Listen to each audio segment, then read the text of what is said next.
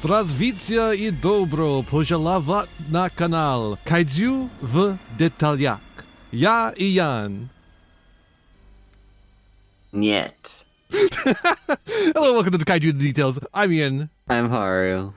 And this time we watched 1956's Ilya Muromets, also known in English as The Sword and the Dragon. What'd you think of this film, Karu? Who's Karu? I must have been thinking of the great Kalin. I guess I'm Karu now. What'd you think of this film, Haru? I have like complicated feelings about it. I go back and forth on it. I'm like, artistically, it is a very beautiful film. Very. Extremely gorgeous.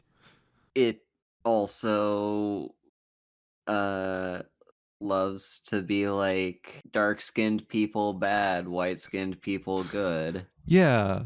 Dark-skinned people, evil pagans, actually. Yeah. It's, you know... So, obviously, this is another one of our taking a trip back to catch up on some stuff. Ilya Muromets is a fantasy film, so not something we would typically cover on the Kaiju in the Details, but it does have a kaiju, or rather a large dragon, that is extremely influential on the design of King Ghidorah, a bona fide kaiju. So, hence why we're covering Ilya Muromets here. Mm-hmm. But because it's a fantasy film based on a Russian fairy tale, it is extremely black and white, I would say. Yeah. For those, for those who don't know, I'm a historian. I have studied Russia quite a bit, in particular. Russian fairy tales, a lot of them are designed not just to... most fairy tales are designed to reinforce the belief structures of the societies in which they are made, teach moral lessons that are, in accordance to the society. Russian ones in particular, because of the way Russian society was structured, often reinforce specifically the czarist system.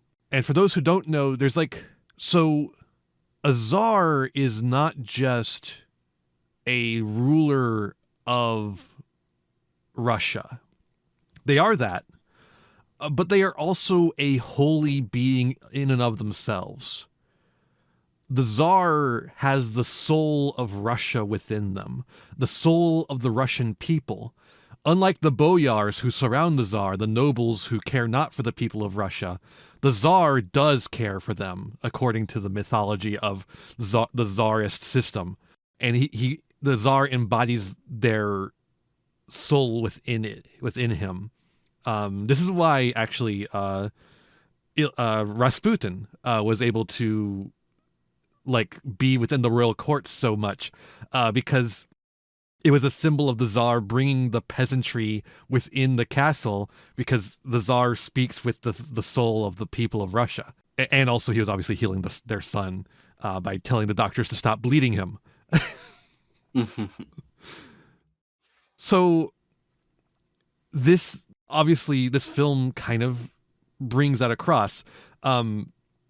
The Tsar, when we first see him, the Tsar of Russia, I should say, because there's two Tsars here. The Tsar of Russia is a kind, benevolent, and smart man who is then tricked by an evil boyar, which is just a noble in Russian feudal society. And so it's not, once the Tsar realizes his error, he becomes normal again and not evil. And then the other really important contextual piece of information is that Russia is a land defined by others, I would say, is a way of putting it. Russia as a modern concept came out of several different city-states in what we would call modern day Russia. You had the Muscovies, you had the Kiev, and there was this concept of Rus, which is what the general like collection of city states that made up. I think Muscovy was the ruler, like was a ruler of a bunch of different city states at that point. And then Kiev and Muscovy, the Rus lands, merged at one point. So this city or this story takes place partially in Kiev, which is the capital of Kiev, the country, which was merged with Rus through intermarriage and alliances that were formed because of Mongol incursions. Now, this film is not about the Mongols. It is instead about the Tatars, in particular, in this case, the Tugars, which I don't believe the Tugars were a real people. I think they were just a mythological people in the story, but they may have been based on something specific. But they do refer to them as Tatars in the film, specifically. Tatars are an ethnic group from the steppe of Turkish origin, much like a lot of because like Turk is actually a really broad ethnic group that mostly comes from the steppe. They obviously moved into what we now call Turkey, what was once the Ottoman Empire at points in history, but that's because of the many steppe migrations, like the Scythians, the Huns, the Mongolians. So many different ethnic groups have come, or I guess pseudo states have come out of the steppe of various Turkic, Mongolian ethnic group. It's a big pile of ethnic groups there in the steppe that all have like similar cultural pieces that have led to them creating these steppe societies of nomadic conquerors. And well, and like I say conquer in a non-pejorative way because it's just that they have this particular nomadic lifestyle that has led to them pillaging rather than just foraging. And the Tatars are a major ethnic group of that has ended up being a mainstay of Russian society. In fact, the largest population of Tatars in Russia is basically like a short drive away from Moscow. And this film is the Tatars are just like a villainous band of ravenous horde Asian people coming to steal white women, and that sucks. Yeah. Sorry, I'm speaking a lot, but there's a lot of historical context to understand this film. I can just definitely tell that Ian is very happy that they can finally talk about Russia. I like Russia. It's such an interesting history. Another important piece of information. This is actually a story surrounding the film itself. I don't know why I said it like that. His story. This is 1956. So it's not a good time for artistic freedom in Russia. Stalin is dead now. Khrushchev just came to power, but we're entering a transitionary period between Stalin and Khrushchev, and we haven't really hit like the era of. We're not going to hit the era of like really transcendental like Russian film. The real era of transcendental Russian film is the original, like the first wave of Russian film before Stalin takes charge. But right here we're still seeing the reverberations of the Stalin era, where there was a crackdown on avant-garde in the Soviet Union in favor of socialist realism. Now, obviously, this isn't a realistic film. This is a fantasy film. But again, we're out of the Soviet era, but we're still getting this reverberations of Stalin.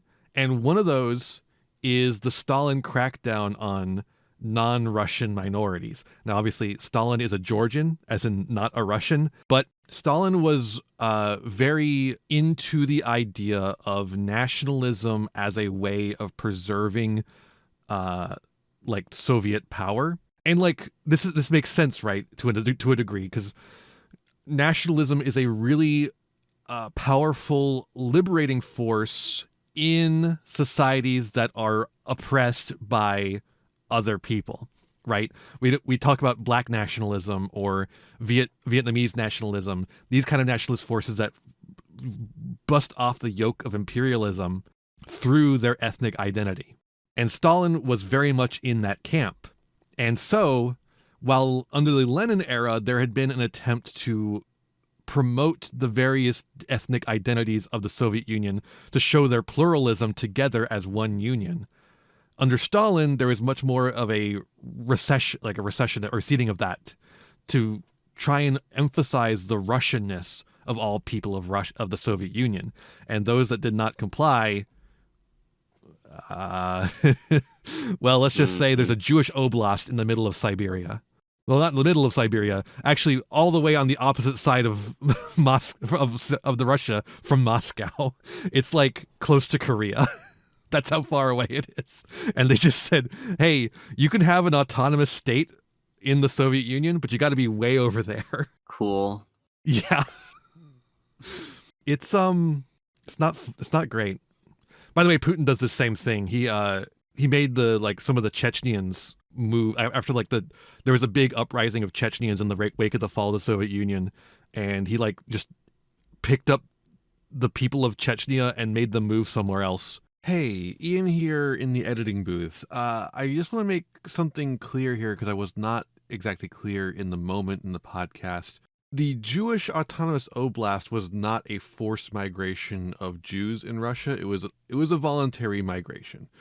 It was a place set up specifically for Jewish people to exist in Russia under their own pseudo laws, which was something that was set up during the Russian Empire as well. The Russian Empire also had a separate system of laws for Jewish people, and this was essentially the Soviet extension of that, and also simultaneously a bulwark against the Chinese border to prevent both Chinese incursions and White Russians who are still in the area. So it basically creating a buffer zone of people who would guaranteed not be interested in the White Russians' advances because they're Jewish, right? The White Russians were not exactly kind to the Jews in Russia. So that's what the idea with the oblast is. Whereas the Chechen relocation was not optional, that was mandatory. But the Soviet Union did mandatory relocations of people as well. It's a common practice of empire, including some of the, late period, the non-Lenin period Soviet Union, I guess would be the best way to put it. Anyways, sorry about that little confusion there. I hope this clears it up. Back to the show. These days, we tend to call that a genocide. The forced migration of people is one of the things that is considered a genocide. So, yeah. So those are the things to understand when you're walking into this film. But also, you have to understand the richness of Soviet film, and that's why it looks so beautiful. Also, it's the funding. So there's so many fucking people in this movie, not characters, just raw human beings. Yeah, all over the damn place. The pile of human beings that Colleen sits atop. The mass marches of people. Now, obviously, some of those were screened in to make it appear more and more and more. And there's parts of the film where you see the seams fall apart on those effects. But yeah, just the sheer amount of people that they could get in one place for these films is astounding. If you want to see something even more incredible than that, you should watch the 12-hour long War and Peace movie that was made, I think, in the 70s or 80s, maybe 60s, somewhere in that period. I don't remember exactly. I want to say 70s, but I could be wrong. That movie has so many, they got Soviet soldiers to dress up as Napoleonic soldiers and march around and shit. It was fucking crazy. So here we are with all that context. Now what do you think of the movie? Probably about the same. Yeah, it's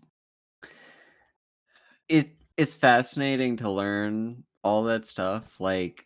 Honestly, I don't know a whole ton of Russian history. It's not a subject that I learned very much. It just takes one good teacher to get you in on their focus. Yeah. I had a really good Soviet studies professor.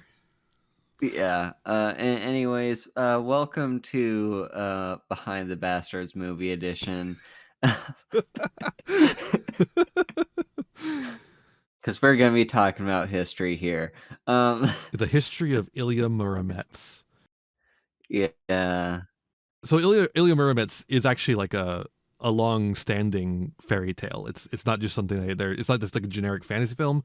It is like an actual like fairy tale from the age of fairy tales. Uh-huh. So how much of that fairy tale has been like preserved in this movie, and how much of it has been changed to fit like the narrative that they're trying to push? I'm gonna be honest with you on this one. I do not know because this fairy tale is outside the bounds of my area of study. Okay. Fair enough. I know that it I mean, exists, and I did a little bit of research into some of the pieces. Particularly, I was interested in Nightingale the Robber, the little wind demon in the English dub, because I was wondering what his deal was. He's the son of a mhm, monster. He's like half human, half bird, and his nightingale whistle causes calamity. It doesn't in this film. It seems like he just blows and blows and blows, and it makes you go away. In the tales, the whistle like makes plants wilt and shit. mhm. I think they went with this because it was easier to portray. Yeah, fair enough. But yeah, kind of back to what I was getting at is like I honestly really wouldn't be surprised if a lot has been changed to like fit the narrative that they're trying to push in 1950s Russia. Um because like that's just kind of what tends to happen in authoritarian regimes, as they will take an existing story and reshape it and mold it to like speak to the masses with with a piece of media that they are familiar with in their culture, and um like change a few things here and there that might push a certain narrative of how like one group of people might be better than the other. uh, to kind of like speak on that, the director here is Alexander Lukich Ptushko. Oh my god, the PT Ptushko, I believe is how you're supposed to say that. Ptushko is known as the Soviet Walt Disney. He- I got a ton of Walt Disney vibes Yeah, from specifically from the like maiden lady. I can't remember her name. The, Vasilisa. the Yeah, the one that like made the tapestry with the animals that she sang to, Yeah, and like that was just like peak Disney core. yeah. No, she has her literal Disney princess moment, and then the tablecloth that she makes is also magic. It's full of miracle. Hmm. It's not magic. It is miracle. To be clear, good magic in Russian like tradition, good magic that happens that's good is a miracle. Magic that happens that's bad is magic. Oh. Because a miracle comes from God, whereas magic is that comes from pagan beliefs and devils and shit. Yeah. Not necessarily the devil. There's like we don't have time to get into Russian paganism and like the ways in which Russian paganism and Christianity intermingled. Just know that it's there. Just play Black Book. That was a really good game that focused a lot on that intersection of Russian Christian belief and the ways in which pagan beliefs became just like their black magic. Hmm. Like you make a to be, to become a wise person, you make a deal with the devil, and then that deal allows you to command demons and evil spirits, and you can use them to do good, and you can use them to do bad. But in the end, your soul is sold. Hmm. You know. Yeah.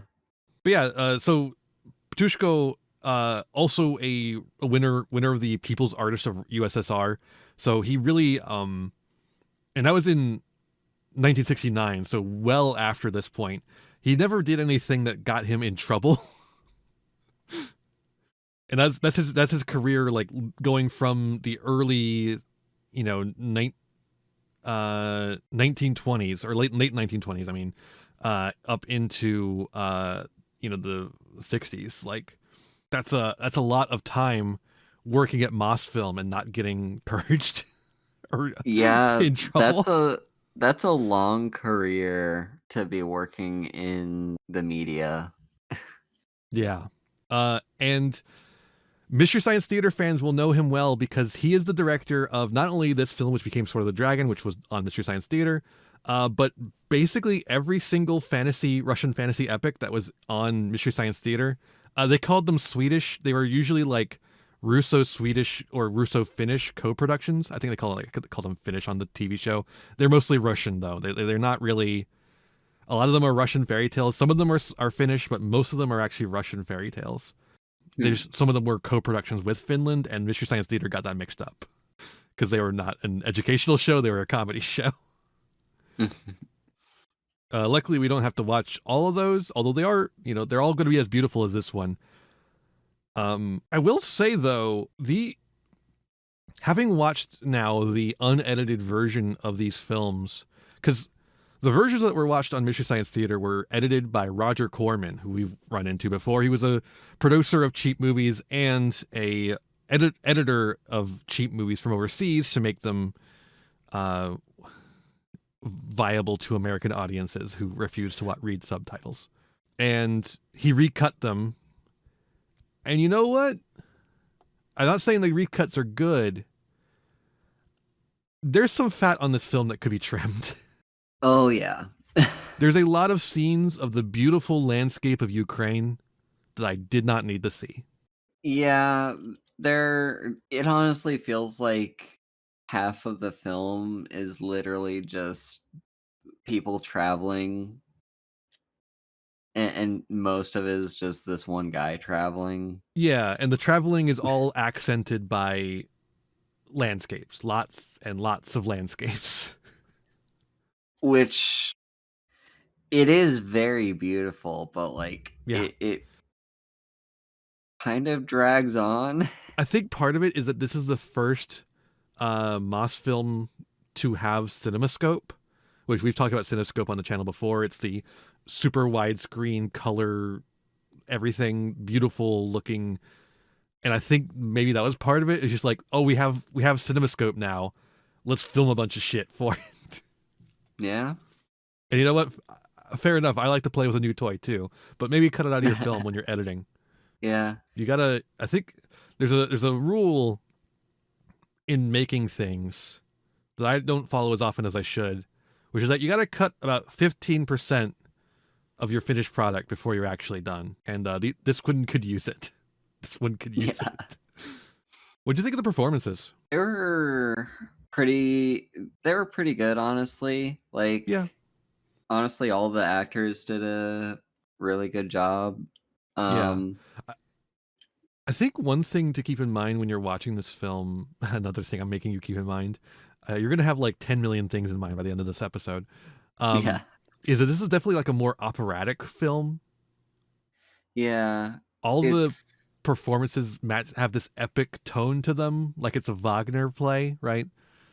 mhm. And fittingly, it is also a fairy tale, right? So it makes sense that it has this kind of tone to it. But that means the performances are all pretty exaggerated, as is the music and the scenes Yeah. on it. Like, honestly, like the set work and props are also like very operatic. If you catch what I mean by that.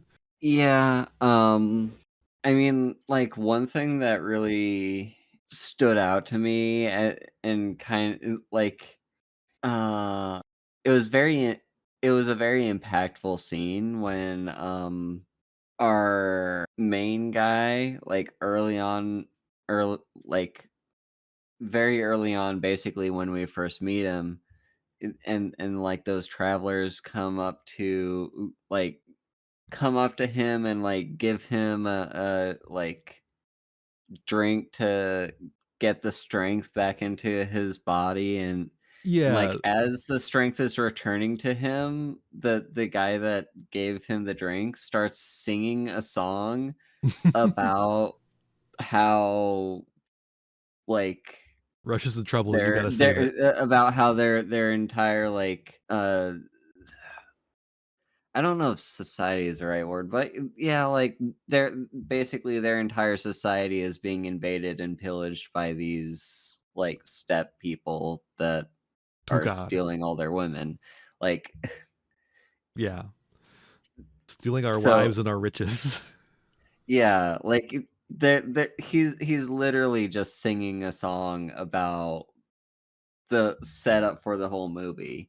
Um and like that helps the power get back into our main character's limbs so that he gets the drive to like go out and uh bring the fight to them and the like rescue the country basically. hmm It's very funny. These pilgrims kind of act as like a little bit like a Greek chorus, but also like the Deus ex machina, the machine that the god from the machine that Mhm. comes in to make the plot move forward. Um, Yeah. they go to the old warrior knight Sviatogor, who gives them the magic sword and then turns into a mountain because he cannot step on mortal lands anymore, and says, "Hey, take this magic sword, and you'll find the guy." And then the pilgrims go and they find the guy, but he's unable to move his arms and legs. He's disabled, is what like specifically he's been disabled from childhood. But they Mhm. have a magic potion of raising, and they give it to him, and that helps him a little bit. And then they use a song. They're bards basically, and then the bard song brings him to full strength, and then he's got the fucking strength of 10 men. He's fucking Superman, and now he's got the magic sword that he doesn't use very often. Like there were so many scenes with him where I couldn't quite tell if it's just he's a big guy or if like they're using like filmography to make him seem bigger than he is, but like he really comes off as like kind of like a half giant kind of guy. Yeah, Like he's a big he's guy. pretty big. He's a big man for you. Um, yeah, no, that's Boris Andreev as Ilya Muromets. Just a big guy. He's big. He's big. I think it's interesting that this film, because it is so steeped in fairy tale, and it's the kind of fairy tales that didn't get softened over time, um, like the ones that we tell here in America are. Uh, Mhm. I don't know exactly the process by which they became so softened over time, and Russian ones didn't. But whatever it is, you end up with these stories that like, and obviously they're violent and everything, but they also nobody's gone through and like closed out the conveniences and the uh, plot holes or whatever you want to call them. Nobody's gone through and cinema scenes dinged them, which seems to be like the epitome of European art. Is everyone goes through and cinema scene dings things until they're no longer uh, like this. If you don't like, I don't. I'm kind of trying to reach a thing I don't exactly know how to verbalize, but like there's a lot of our fairy tales have had like the rough edges of like the storytelling beaten out of them, where like some random magic thing will happen out of nowhere, but they're still here in this story. Ilya Muromets comes to a road that has three paths, and some voice from nowhere just says, "Hey, if you go down the left path, you're gonna find riches. You go down the right path, you're gonna get married. Go down the straight path, and you'll die. Who said that? I don't know. Doesn't matter. It really doesn't matter. It's just there's just magic in the world. The world is just so much more magical back then, and things just happen because they do, because that's how things work. Yeah. And by the way, then Ilya says the hardest line of all fucking time, where he's like, "Well, I'm too young to be married, and I have no need of riches, so I better go down the road with which I die. Yeah. I better go It the way to be killed." That was a really hard line, and I loved it. It was so good. But yeah, like you kind of make a good point. Like in these sorts of fairy tales, magic is just sort of like a matter of fact kind of thing. Mm-hmm. Like, oh, the wind's gonna blow or the sun's gonna rise. There's magic in the world. Like, it's just like a fact. You don't have to think about it. Yeah, if a hero gets too strong, they become a giant man and can no longer step on mortal soil. Mm-hmm. But they can give you a sword to give to somebody, and then you'll have a magic potion to heal that person. And then that person will go on their trail, and then they'll just run into a voice, and then they don't heed the voice at all, basically, and they've run into a robber who's a monster, and then they grab him.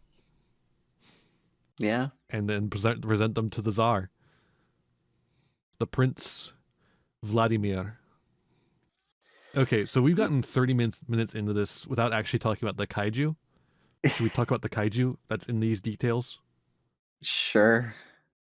Zmei Gorinich, the fire-breathing dragon. It looks like dog shit. It does. It looks better when it's landed and it can actually be operated correctly. It looks terrible when flying.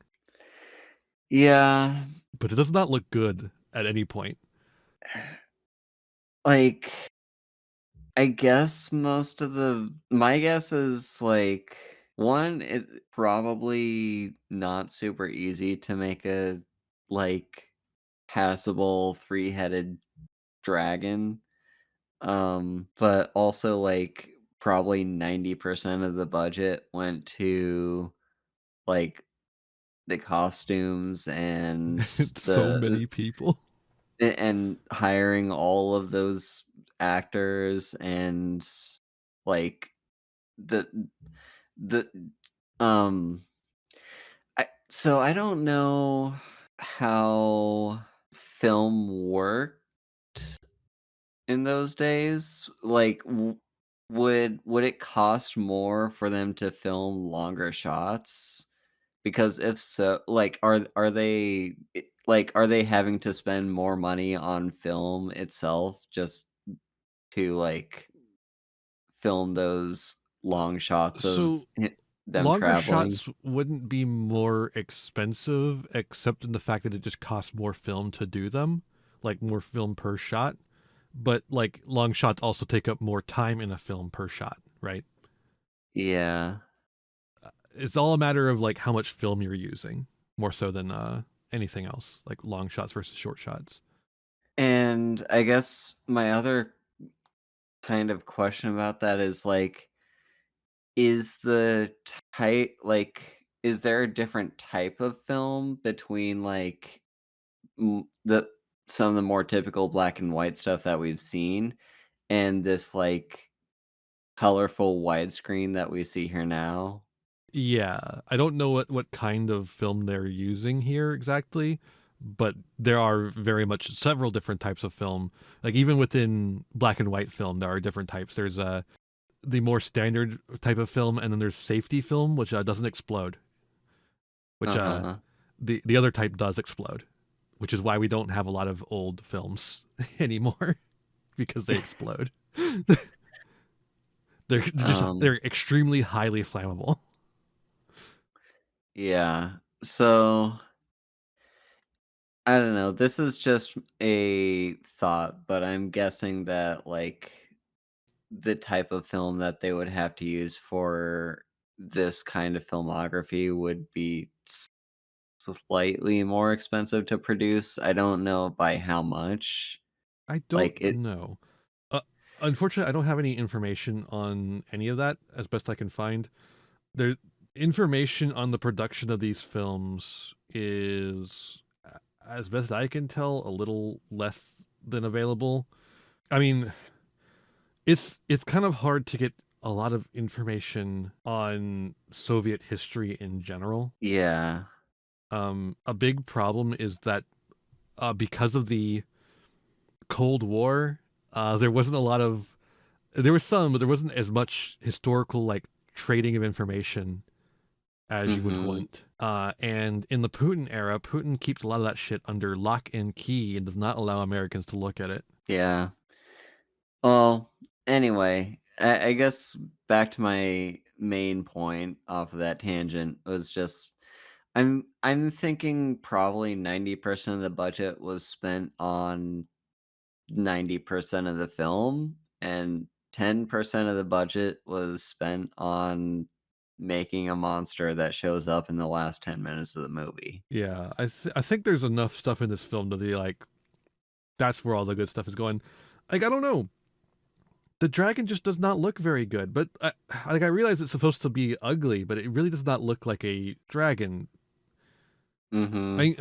To be fair, Gornich the serpent is the name of the thing. So like, it's like a serpent, but it's a dragon. It's and they did give it more serpent-like features. Its long necks. Mhm. I just like I don't know exactly what brings them to making it look so bad because like the prosthetics on Nightingale the robber look pretty good. The Yeah. costuming all looks good. There's so many people. Every shot looks fantastic. And then in comes this dopey looking dragon. Yeah. And like you were saying earlier about like maybe they just couldn't make a better dragon. And like in let's see, 5 years from now, in if we're in 1956 with this film, I believe it's 5 years. 1961, I think, is when Godzilla or the three-headed monster comes out, and we get Ghidorah, which looks fantastic. But Ghidorah does not look perfect. I would say it looks fantastic, but I Mhm. wouldn't say it looks perfect. And it is they painstakingly put every single scale on Ghidorah individually. That is the kind of thing that is hard to justify for a movie. Yeah, And like and for Ghidorah, they reuse that one for another movie later. For Gornich, it's dead. You're not making another movie with Gornich. It's in this one. yeah, also, like, um, is Ghidorah Toho? Yeah. Yeah, it's gonna fight Godzilla. Yeah, um, yeah, I knew eventually he would be, I just didn't know if he was in the original or not. Um, that's a studio that, like, takes pride in specifically their kaiju, like, Mm. they put time and effort into making them, and it doesn't always come out looking good, but, like, they at least try, like, that's one of their main art projects for the making of the film is trying to make a at least a passable kaiju, if not a really good one, Mm. and I don't think that's really what this film was trying to do, Yeah, and it's not even the if it priority at all. yeah, and even if they did kinda wanna have, like, a fantastical, like, dragon at the end of the movie, which, I mean, I guess it'd probably be something in the fairy tale, so not something that they just, like, made up on the spot, like, "Hey, let's put a dragon in this." Um, but either way, like, I don't think this studio in particular has that much experience making, like, giant monsters either, so it's kind of one of those they're a little bit more willing to take a hit by making a more shoddily looking three-headed beast than Toho would be. Yeah. Meanwhile, they have like the really cool pyramid of bodies for Colleen to stand atop and look, have a better view of what's Yeah. going on. Like just incredible effects work there. They don't have Eiji Tsuburaya to make monsters for them. Yeah. That's a really good point. I think that's probably what's going on here. I guess we should probably talk about themes more. We briefly touched upon, so like Ilya Muromets is like a nationalist fairy tale, you know. Yeah. As we said earlier, like it involves with this holy aspect of the Tsar, the patriarch of the people. It is really like a fatherly relationship the Tsar has, and by fatherly I mean fatherly in a medieval kind of way, where the father is the head of the household and has complete domestic control, right? Yeah. It really does go like, you know, the father is the head of the household, and the Tsar is the father of the land. So it's that literal patriarchal structure. Yeah. And Ilya Muromets is a fairy tale that like from its inception is designed to uphold that. Even if, you know, the Tsar makes mistakes, you got to forgive the Tsar and then get rid of these boyars.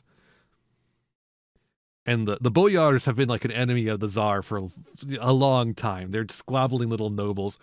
Peter the Great famously moved the capital of Russia from Moscow to St. Petersburg to get away from the boyars. Because they tried to kill him when he was a child, I think it was pretty fair, honestly. Yeah. But he built St. Petersburg from the ground up in a swamp to make a capital that was closer to Europe than to Russia, so that he could be away from the boyars. He was like, I need the capital to be a port so I can get European culture in here and never have to deal with Russians ever again. Because I fucking hate the boyars so much. That's crazy. Yep. And then he completely rearranged how the military worked to completely usurp the power of the boyars and have total military control under his control. Peter the Great, kind of a fucked up guy because of his trauma. Yeah. He's like a real tragic tale of why you really shouldn't have a feudal system. Because like, yeah, no, it's bad that it's an autocracy, but like, it wasn't good for him either. Nobody was winning in that situation. Yeah. Not a single person. And yeah, so there are just some societal structures that just aren't compatible with people. yeah. And you might be wondering, like, what does that mean in a Soviet era, right? But I think an important way to think of that, to process that, is the fact that Stalin's biggest hero was Ivan the Terrible. Ivan IV, the Tsar of Russia, also famous for surviving the wrath of the boyars to become an autocrat. Again, this happens over and over again in Russian history. New czars have to like beat back the boyars to take control of Russia all the fucking time. It's insane. I can't believe the system survived as long as it did. And Stalin, was it Eisenstein who was making that one? Oh God, I should know this one off the top of my head. Ivan the Fourth. I'm so sorry. I don't know this one off the top of my head. Movie. Ivan the Terrible. Yes, Eisenstein. Stalin had Eisenstein make a film, 3 films, actually. It was supposed to be 3 films about Ivan the Terrible. And Stalin adored the first one because it is this tale of this one would-be autocrat who is just being put upon by all those squabbling little nobles around him and needs to seize power to make it stop and like bring peace to the land. And by the way, Stalin wrote film reviews I think it was in Pravda, but he would write like in the new like Pravda, the newspaper of the Soviet Union, like the main newspaper. He would write film reviews and like have them published. He was really in Wow. the movies. Um, Gotta and have a hobby, I guess. right, I can't imagine Stalin being like a film podcaster like us. It could have been a better world. But then the second film that Eisenstein made features more of like the downfall into like deep autocracy and like how cruel Ivan becomes in his like quest to end the boyars and the scheming around him. And Stalin did not like that. And then he canceled the third film because he was the one funding it. And that, I think, is a really important way to conceptualize what's going on in Ilya Muromets when we're talking about reviving these tales of czarist things in a Soviet system and it's still getting approved and everything, right? Because it's Yeah. not promoting the czar. Not really. It's a fairy tale. It doesn't. The czar doesn't exist anymore. Mm-hmm. It's not promoting this like feudalist system that we've all escaped from already. But the Soviet leaders after Stalin kind of sort of see themselves as the new czars. Stalin certainly did to a certain extent, and the important thing about another important thing about Stalin is that he did like learn lessons of how to govern the Soviet Union through the czars. And Putin did the same. Putin learned the same lessons from the leaders of the Soviet Union and the czars of how to manage such a large, massive land with so many different peoples in it. And that kind of thing doesn't just stop at Stalin. It continues on. And that's kind of where I see Ilya Muromets a little bit. Yeah. Like, it kind of really makes a lot of sense that, like, if you grow up in a certain system, or even if you're just like one generation removed from that system, you're still gonna like, that's still going to be your reference point for a lot of how you see the world. Mm. L- Like, if you grew up under a king, even if the monarchy doesn't exist anymore after, like, what by the time your generation grows up, like, you're still going to, in to some extent, just be at the very least comparing things to, like, comparing things and comparing people to a king. I mean, just look at the American Revolution. We maintained after the revolution, a lot of English common law was maintained. Yeah, because, like, it's just a system that You're that's what familiar with. that's what you know. That's, yeah, like, Pe like, I think, and this is kind of one of the problems with,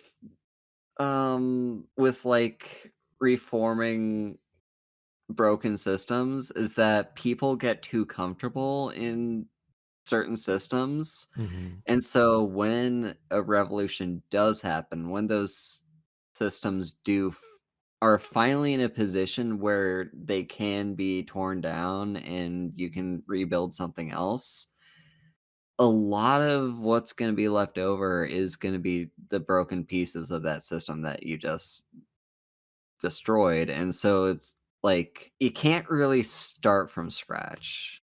Yeah.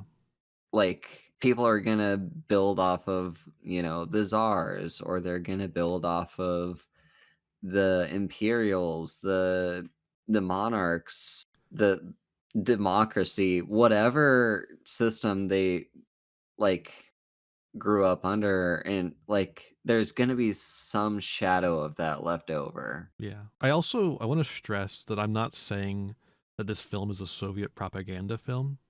I'm Mhm. saying it is. a lot like Walt Disney films, where it's a fairy tale, it's a fantasy film, but it also upholds ideas and beliefs of the society in which it is made through that fairy tale medieval lens. Yeah, like, yeah, I mean, it's like, especially in a time period when the media is so heavily controlled, they do have to be careful with what they put out in their movies and, like, how they kind of tiptoe those boundaries of, like, what's gonna get them canceled and or disappeared and what's gonna be acceptable.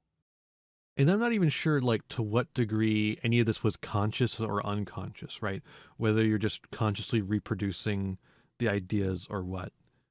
Um Yeah. and like that's where like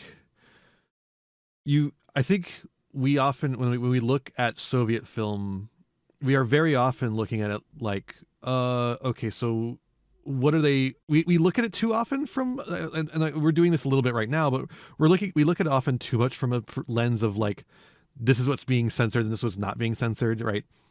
Mhm. Well, I think people like Eisenstein were very easily able to get things through that otherwise wouldn't have gone through until suddenly they weren't able to.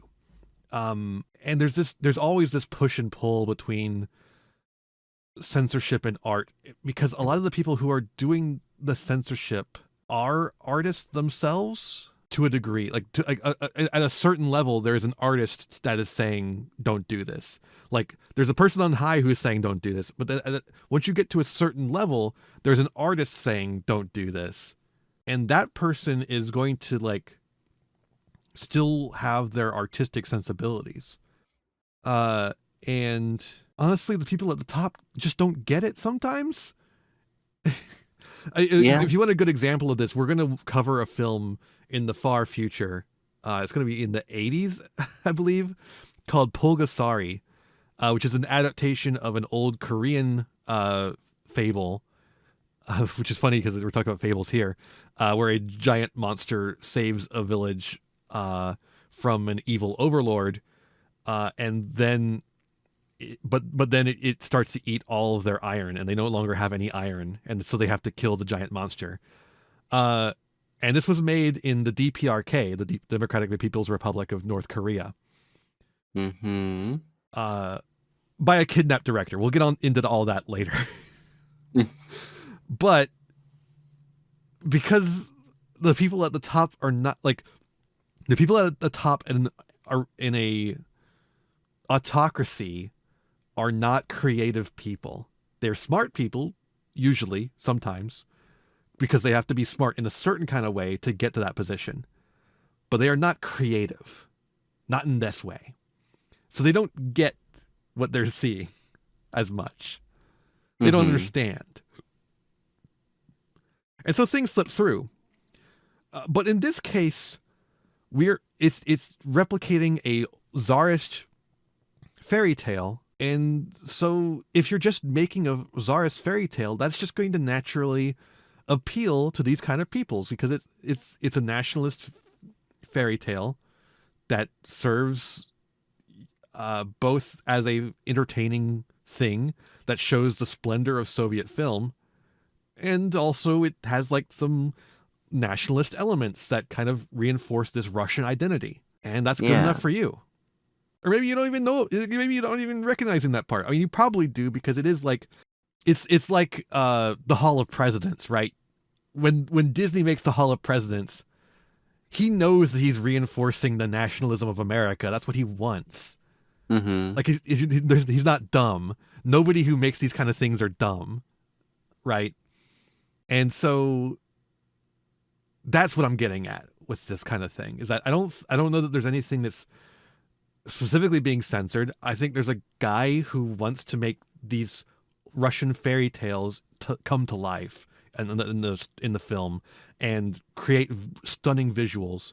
And there's a bunch of people at the top who are like, yeah, stunning visuals will show the splendor of the Soviet Union, and our nationalist hero Ilya Muromets will finally hit the big screen, right? Yeah. I th- then I it, I do like, apologize. I have a very nuanced view of Soviet society because of yeah, my studies. It's such a complicated thing. it is, and like I I still think censorship plays a role For in it, sure, because whether or like not it's an it's active preventing you from making or other things other than this fairy tale, right? yeah, like it even if it's just censorship by like omission, like okay, this is the kind of stuff that you can't make, so here's all the stuff that you can. And like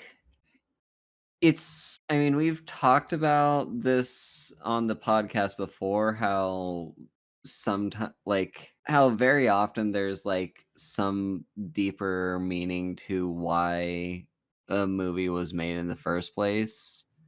Like, Hmm. sometimes it really is just to like make money. Um, but other times, like, maybe the director found, or the writer or producer found something in this fairy tale that they wanted to share with the world, or at least with their country, and that's what drove them to be like, you know what, we have to remake this fairy tale in a movie. I think like you are definitely right there. There is an issue of there is definitely still like this issue of censorship in a post Stalinist Soviet Union. Like you can't make movies like Zhiga Vertov's Man with a Movie Camera, a very famous film. You can't make experimental stuff anymore. You can make this like fantasy epic, and you can make socialist realist films. But like, yeah, you can't make Man with a Movie Camera. You can't make Ivan the Terrible the second. Um, Hmm. you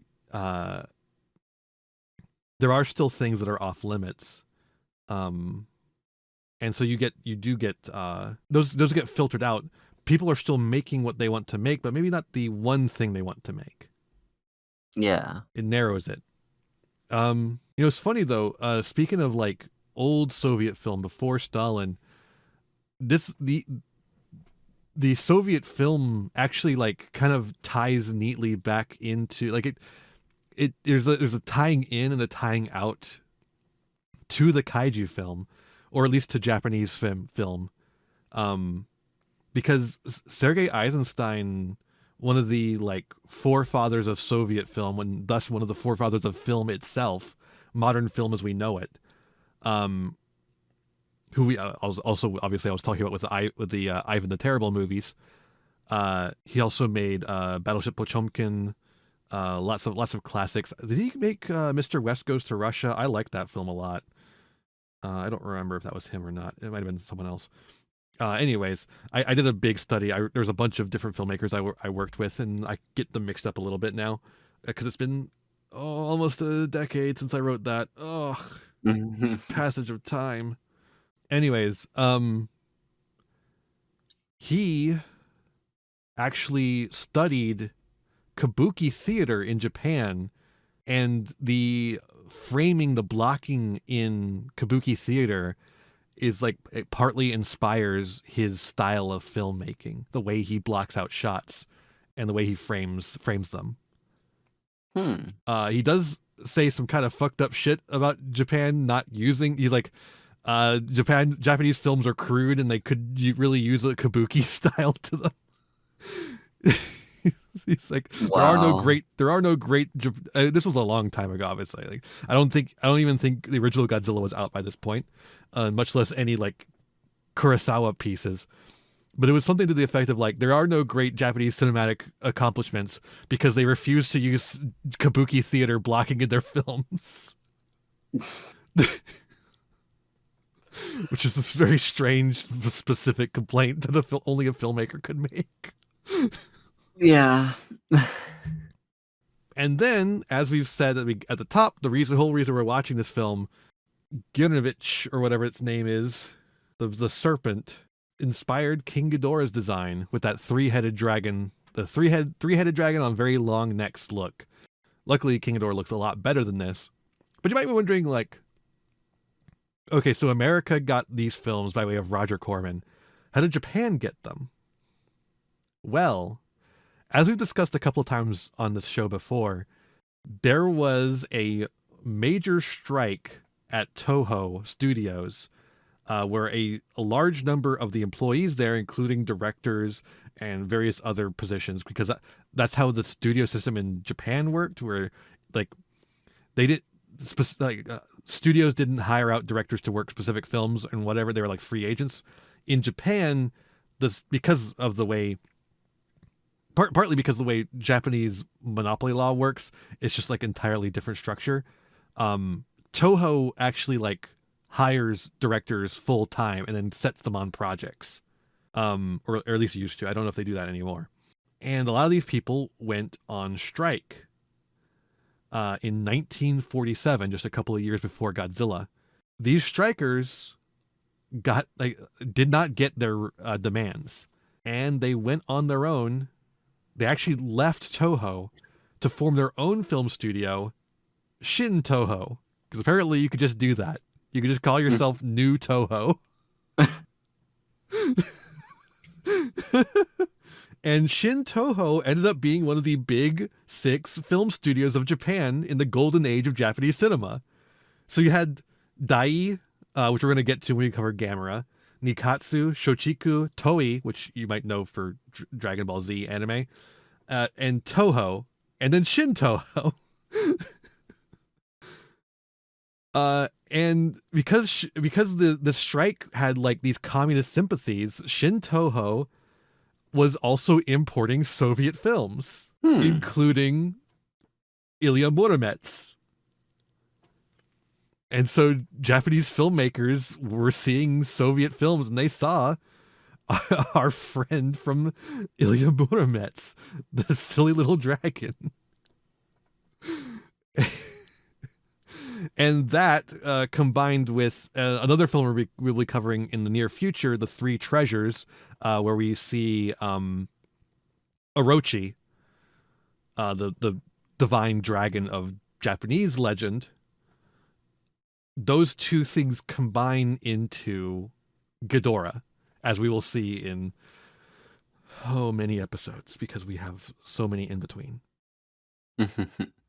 So that's our connection here. That's why we're watching this film. And, it was a good break from the usual, I think. Yeah, this one, it's just very different from all the other stuff that we've watched so far. And part of it's because it's a fairy tale. Mm-hmm. Part of it's because it's Russian. Yeah. It's just got totally different vibes, and extremely. It was definitely slow in some parts, but otherwise it was a very neat change of pace. Honestly, hearing the voice, hearing the actors in this film just really emphasize the surprising beauty of the Russian language. God, Russian is such a cool language. I don't know a ton of Russian other than "niet," and I haven't watched. I think this might have even been the first piece of media that I've watched totally in Russian. I've got to fix that. But I don't know, it's just a pretty language. Yeah, no, it absolutely is. I've tried to learn it here and there. It is a difficult language to learn from an English speaker's perspective. It is the I don't know. Did you ever take Latin? I did not. I didn't either, but I know that they have one thing in common, which is declensions.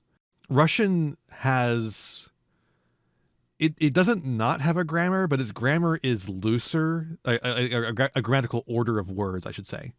But it is looser than English, and they switch around for certain emphasis on certain words, and denote what you are talking about because of the ability to switch words around in that way. Certain words will have like certain nouns will have declensions, which are essentially like verb tenses, but for nouns. That's really weird.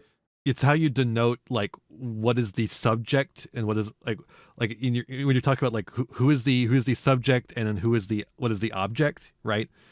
Mm-hmm. Like you're denoting like if you're talking about like I have a cup, you need to denote like like if the cup is what your talk is like, does the cup have me or do I have the cup, right? I have to denote that.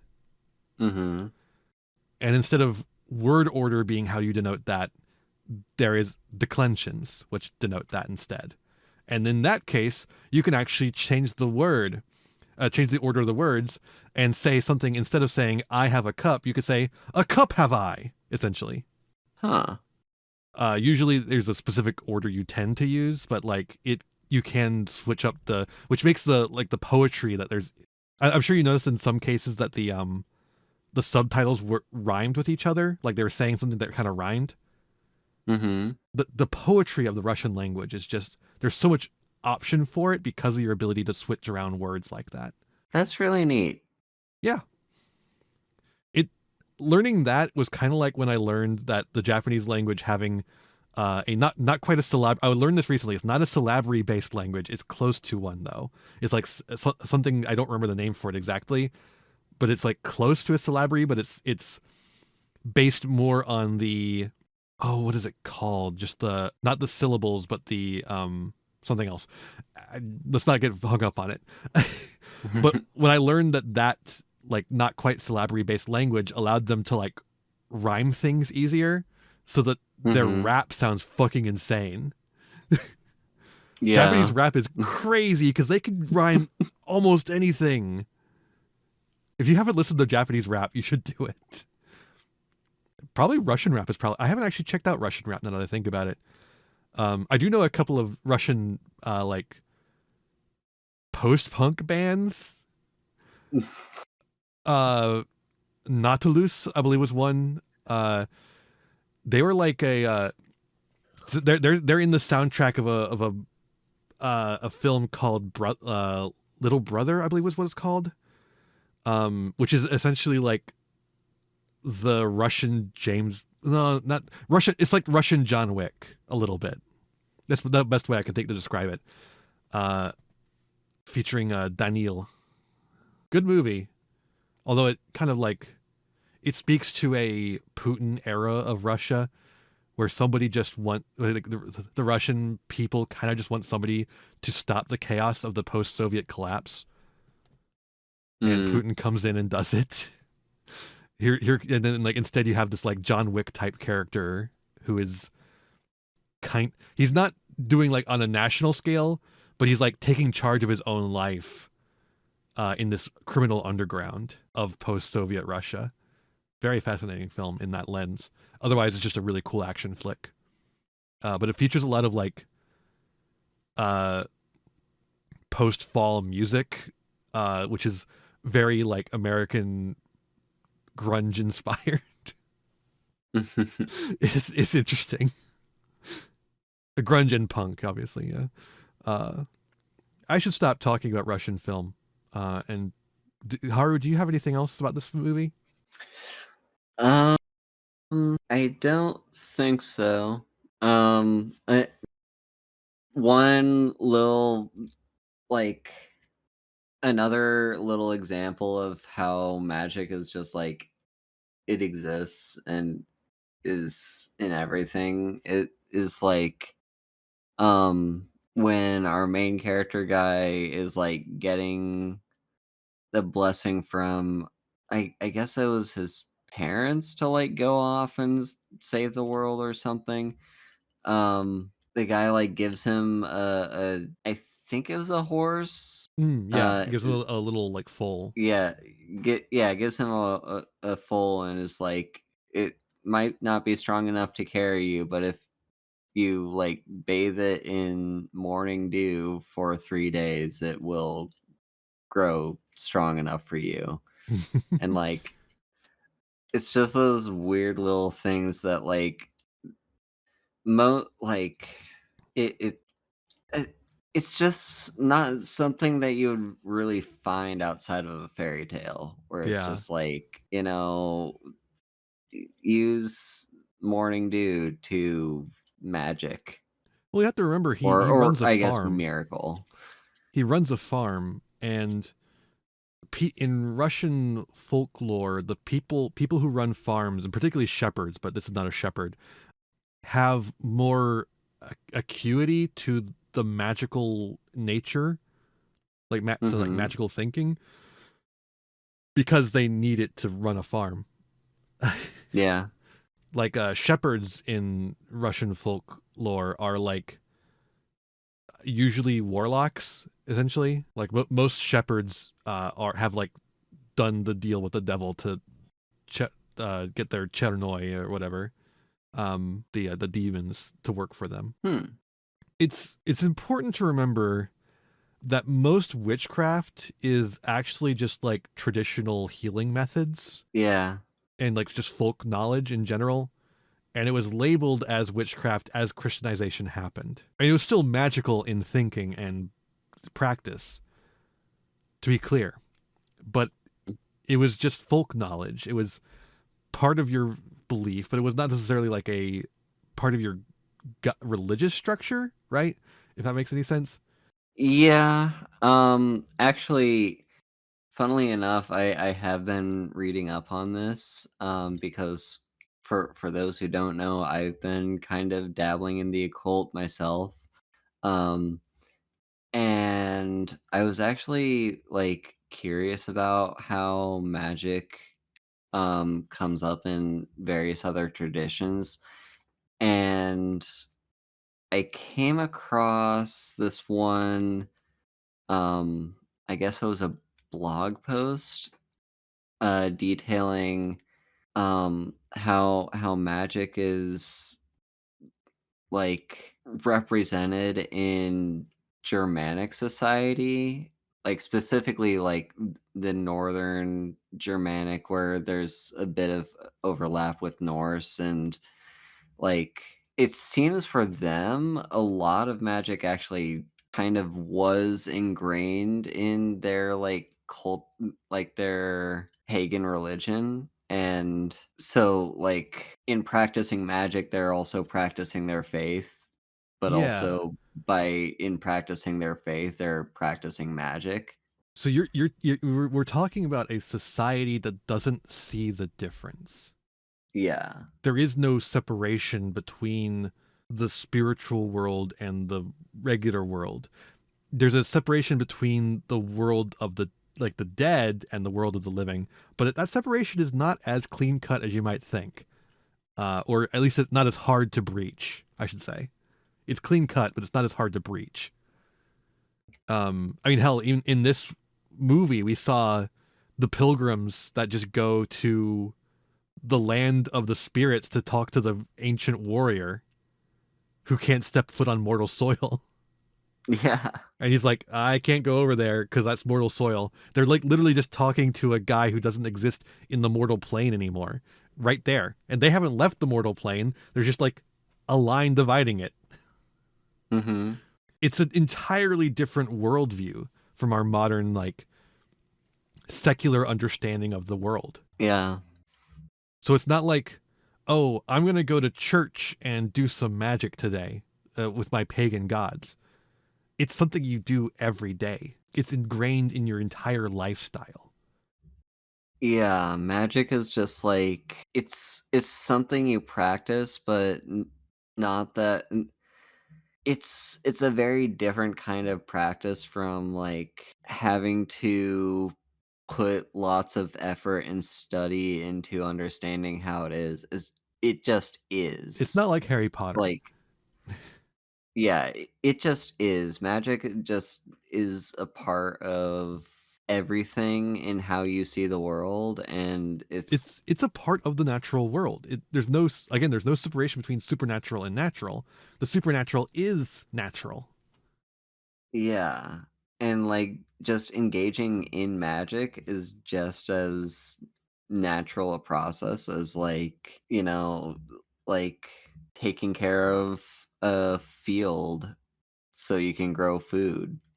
But as Like Christianization begins to sink in, the separation becomes clear. mhm. And it mostly flows along these traditional practices, particularly ones that are helmed by women, Yeah. because it's a way to destroy women's power and uphold the power of the priesthood. Although in Russian society, there are plenty of warlocks as well, or in Russian, folk belief.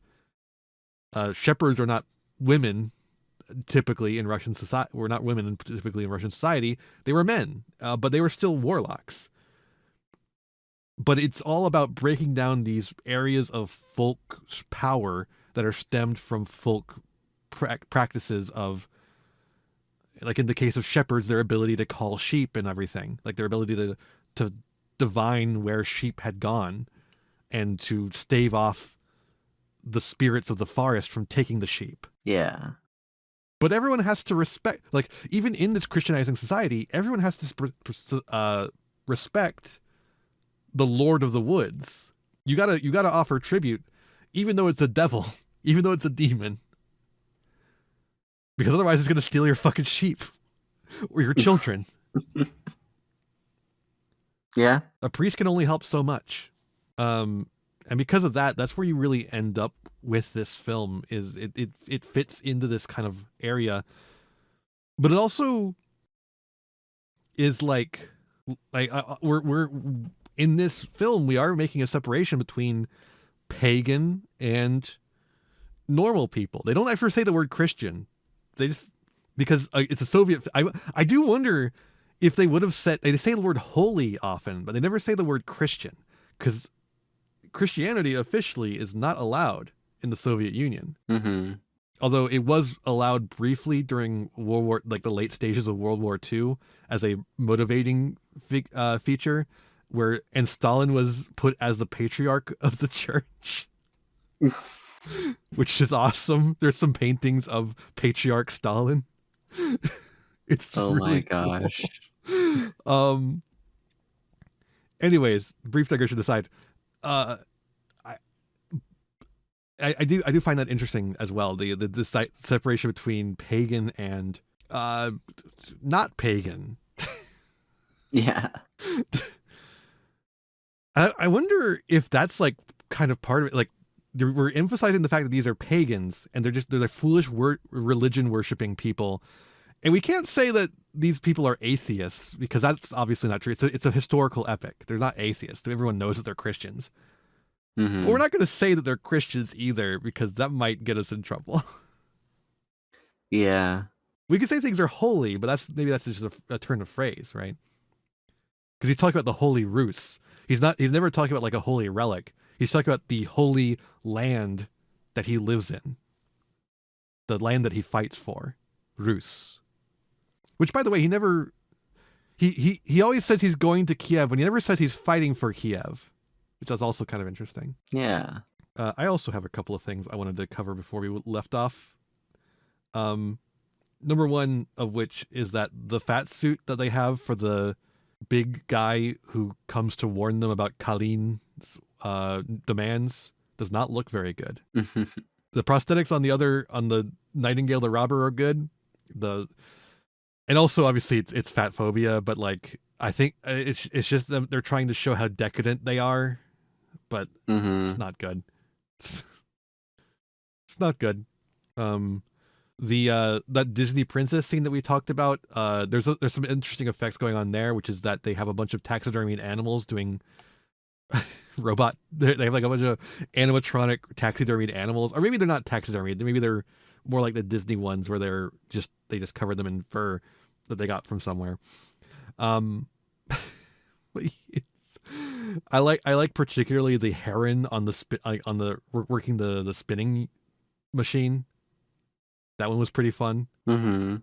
Also the rabbit on the stump drum, Melfi Rabbit up on that stump. Yeah. That's just we both laughed at that one where it was when it went ba ba ba. It's crazy. There was a really cool shot when the Tugar have like set up all around the castle of Kiev, and there's this big pan as you see them surrounding the entire castle, but it's a pan with a fisheye lens. So as it pans around, the image distorts at the edges of the screen, and that's really interesting. Yeah. Oh, and there's some awkward cuts when they're doing some of the... Again, the dragon effects are really the worst part of the film.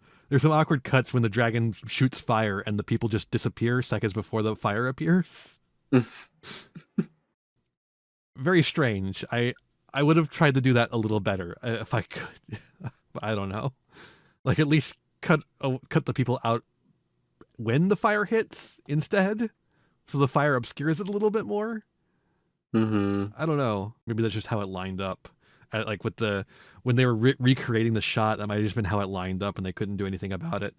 Yeah. And also, I really like Ilya Muromets as like at the end of the film, like towards the end of the film, where he becomes like fucking Bugs Bunny. It's my favorite part of the film, where he just starts like goofing on Colleen to stall for time. It's pretty good. All right, that's all mine. You got any more in the tank? No, I think I think I'm talked out on this film. This is one of our longer episodes. It is, yeah. There's so much to say about this one, and I said it all. This was my episode. I'm sorry. I am glad we went back for this one, though. A lot of interesting things about this film. If I got anything mixed up, please don't crucify me. Just like politely correct in the comments on the YouTube video. It's been a while since I did the study on it. I hope you enjoyed this brief respite from the normal stuff that we look at, though, Haru. Yeah, it was interesting. Although I am kind of looking forward to getting back into like the more traditional kaiju stuff. Oh, really? What kind of things are you looking forward to seeing? I am looking forward to seeing badly done American kaiju stuff. Oh, well, you're in luck, because our next film is Earth versus the Spider from Burt I. Gordon. Hell yeah. I love me a Gordon film. It's the Gordon's Filler Man. Oh man, I don't want to watch Earth versus the Spider. I'm really happy here in Soviet film land. Can we watch Sampo next? It's not got nothing to do with kaiju. Honestly, though, like what I'm actually really looking forward to, though, is like getting back into the Godzilla stuff. Oh, that's fun. So, like, the more of these kaiju films we knock out, we'll get closer and closer to the next Godzilla verse film. Do you want me to count how many films we have until we get to that point? Probably too many. Because we got the Earth versus Spider next time, the Blob after that. I can't believe we missed the Blob. At that point, we're at the end of our catch up.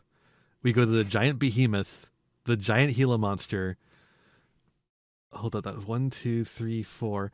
The 30-foot bride of Candy Rock, which sounds awful. Kaltiki, the immortal monster. The Three Treasures, which gets us closer to a Godzilla. Battle in Outer Space, which is also a Toho film. Secret of the Legion, also a Toho film. The Human Vapor, also a Toho film. Konga, Gorgo, and then we finally hit Mothra. We've got a while to go. I think that's like hold up. That was I lost count because I had to keep scrolling. 1, 2, 3, 4, 5, 6, 7, 8, 9, 10, 11, 12, 13. Do you know how many months that is? And then 2 films after that, we have Godzilla versus King Kong. Or rather, King Kong versus Godzilla. It goes the other way around. Mm-hmm. Oh boy, that's a long way away before we actually see Godzilla again. But at least we have Mothra to get us through. And like I said, the Three Treasures, Battle in Outer Space, Secret of the Legion, Human Vapor, all Japanese kaiju film. 3 of those I don't think actually feature a giant monster.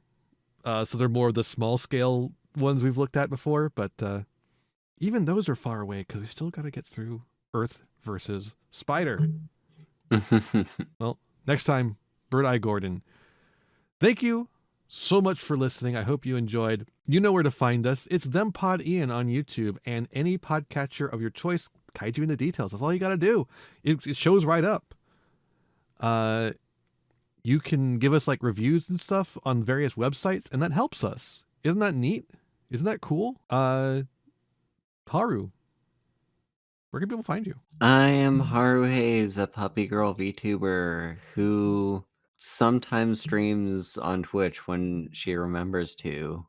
And you can find me over on Blue Sky, haru.vspire.live, and you can also go find me on YouTube, where I actually do have more regular content coming out than on Twitch.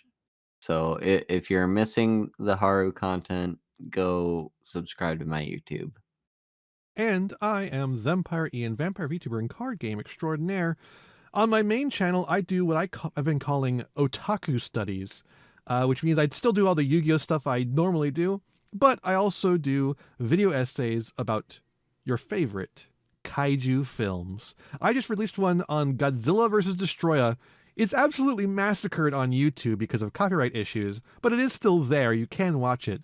Even better, though, you can go to my Patreon, Thempire Ian, on Patreon, and give me $1, and then you can see the full version with all the neat little clips you want to see. It's a 30-year retrospective on Godzilla vs. Destroya. It's a fantastic video, I think. And it's doing well despite the fact that it's been completely butchered by YouTube's copyright system. I also, of course, done like the Godzilla vs. Evangelion video. I'm working on doing some anime stuff, so you're interested in that. So if you like the otaku scene, check out the YouTube. Otherwise, you can find all my links for all the various channels and Twitch stuff I do at thempireian.neocities.org. Haru, are you ready to say goodbye to Goronich? I am, although I'm probably gonna butcher the name. Do svidaniya, Goronich. Do svidaniya, Goronich. Oh, getting to hear you say Russian is a joy.